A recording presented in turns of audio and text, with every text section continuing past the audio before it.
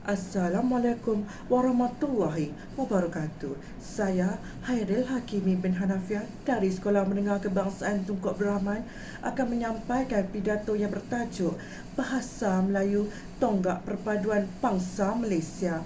Bismillahirrahmanirrahim. Kalau tidak kerana bintang, tak akan bulan kelihatan tinggi. Kalau tidak kerana pidato, tak akan saya berada di sini. Yang dihormati, barisan panel hakim yang arif lagi bijaksana yang sedang menjunjung mahkota keadilan, penjaga masa yang peka dengan detik jamnya, serta para peserta yang saya kagumi. Jauh belayar si pedagang Cina singgah di Melaka menjual sutera. Bahasa Melayu, bahasa perantara, tonggak utama perpaduan negara.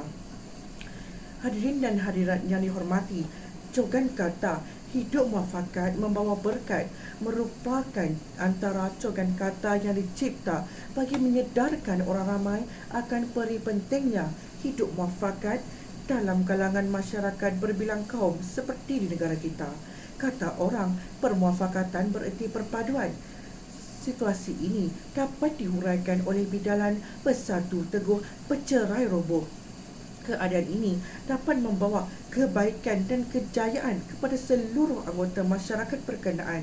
Sesungguhnya, negara yang memiliki masyarakat majmuk seperti Malaysia berpaksikan perpaduan untuk meneruskan kelangsungan keharmonian di dalam negara.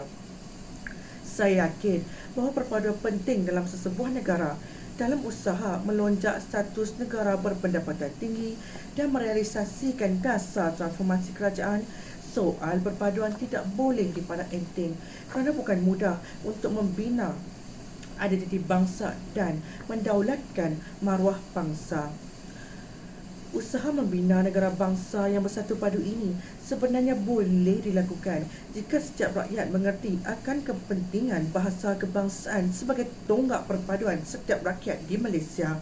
Oleh itu, izinkan saya untuk menjelaskan dengan lebih teliti tentang wacana ilmiah kita pada hari ini yang bertajuk Bahasa Melayu Tonggak Perpaduan Bangsa Malaysia. Hadirin yang dirahmati, sebagai pembuka tirai perbincangan yang pertama adalah baik jika kita menelusuri akar-akar cerucuk sejarah sebelum terbentangnya hamparan indah negara Malaysia. Apabila memorabilia ini membawa kita ke ratusan tahun lampau, nyatalah bahawa bahasa Melayu sudah berfungsi sebagai lingua franca yang didefinisikan sebagai bahasa perantaraan bagi masyarakat pada zaman itu.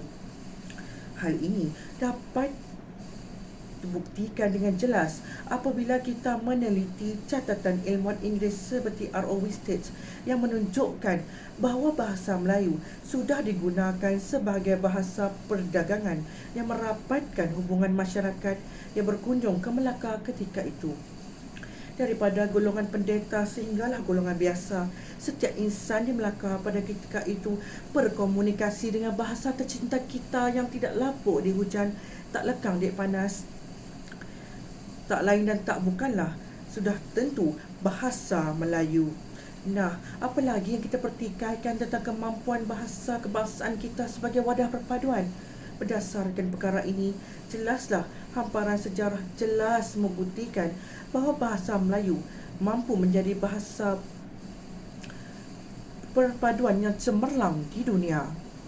Hadirin yang dikasihi, melalui bahasa Melayu, sebarang konfrontasi, buruk sangka dan salah faham di antara kaum dapat dikikis dengan mudah. Saya suka untuk meminjam kata-kata punjangga Pendeta Zaba yang berbunyi, bahasa menunjukkan bangsa. Apabila kita melihat masyarakat bertutur dalam bahasa Melayu, sudah jelas lagi bersuluh mereka ialah bangsa Malaysia. Berdasarkan kata-kata hikmat ini, saya sangat percaya bahawa bahasa Melayu sedikit sebanyak akan mengurangkan semangat kecinaan, kemelayuan dan atau keindiaan. Langkah Dewan Pustaka yang memasukkan entry perkataan baru setiap kali edisi baru terbit merupakan langkah yang patut dipuji kerana perkataan pinjaman daripada bahasa Cina dan India yang mengalami proses kemalaysiaan sememangnya dapat mewujudkan perpaduan. Apa yang penting, setiap kaum di Malaysia tidak kekok bertutur dalam bahasa kebangsaan. Apabila tidak kekok bertutur, sudah tentulah tidak kekok untuk bermesra. Apabila sudah bergaul mesra, nyatalah perpaduan dalam kalangan masyarakat majmuk dapat terbina dengan kukuh di bawah payung satu Malaysia.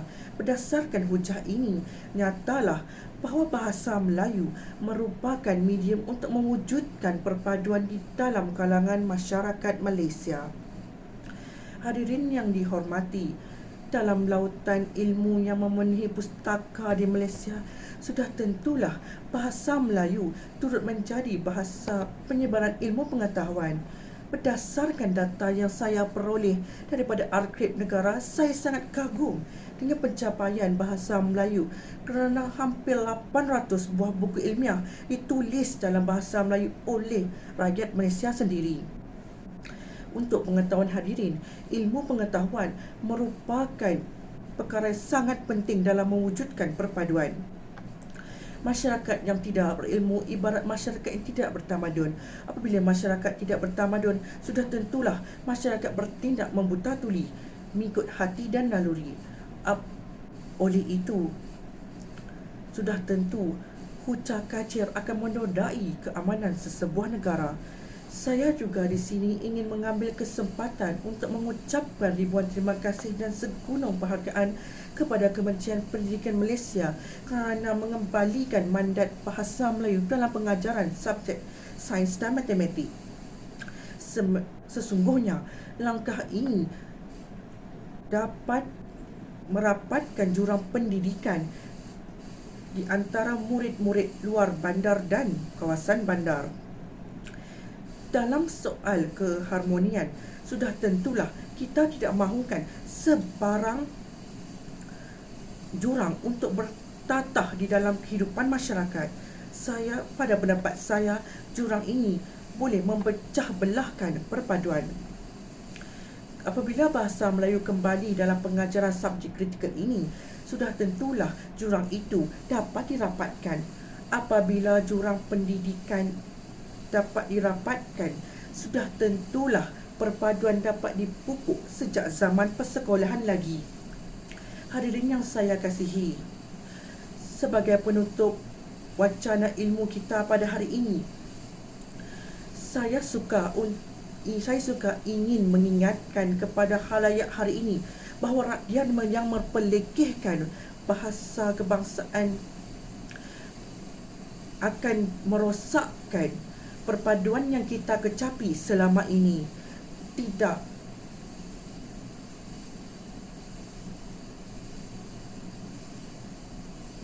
lebih saya katakan bahawa insan inilah anasir yang menodai kebahagiaan kita di bawah berkat satu Malaysia. Oleh itu, sayangilah bahasa Melayu kita, hormatilah bahasa kebangsaan kita kerana bahasa Melayu tonggak perpaduan bangsa. Sekian, terima kasih.